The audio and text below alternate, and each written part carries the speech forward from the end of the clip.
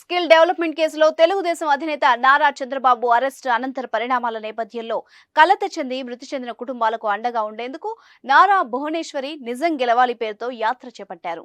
ఈ యాత్ర ద్వారా చంద్రబాబు అరెస్టు తర్వాత మరణించిన తెలుగుదేశం కార్యకర్తలు, అభిమానుల ఇళ్లకు వెళ్లి బాధిత కుటుంబీకులకు ఆర్థిక భరోసా కల్పించడంతో పాటుగా ఆయా కుటుంబాల్లో ధైర్యం నింపే ప్రయత్నాలు చేస్తున్నారు. గజం కేవలం 23,000 రూపాయలతో 165 గజాల భూమి కేవలం 38 లక్షలు మాత్రమే. అందులో భాగంగా రేపల్లె నియోజకవర్గంలో తాజాగా భువనేశ్వరి పర్యటించారు.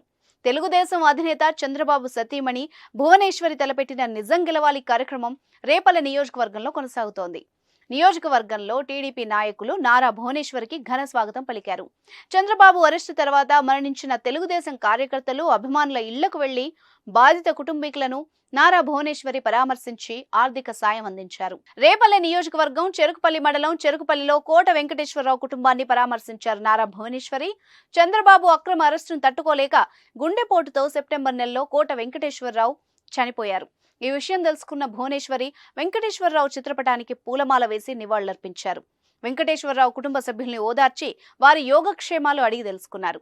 అనంతరం బాధిత కుటుంబానికి 3 లక్షల ఆర్థిక సాయాన్ని అందజేశారు. స్కిల్ డెవలప్మెంట్ కేసులో చంద్రబాబు అరెస్టుతో మనస్తాపానికి గురై మృతి చెందిన వారి కుటుంబాలను పరామర్శించడానికి నారా భువనేశ్వరి నిజం గెలవాలి పేరుతో గత ఏడాది అక్టోబర్లో చంద్రగిరి నియోజకవర్గం నుంచి యాత్రను ప్రారంభించారు. చంద్రబాబు బెయిల్పై విడుదలైన అనంతరం నారా భువనేశ్వరి నిజం గెలవాలి యాత్రకు తాత్కాలికంగా విరామాన్ని ప్రకటించారు.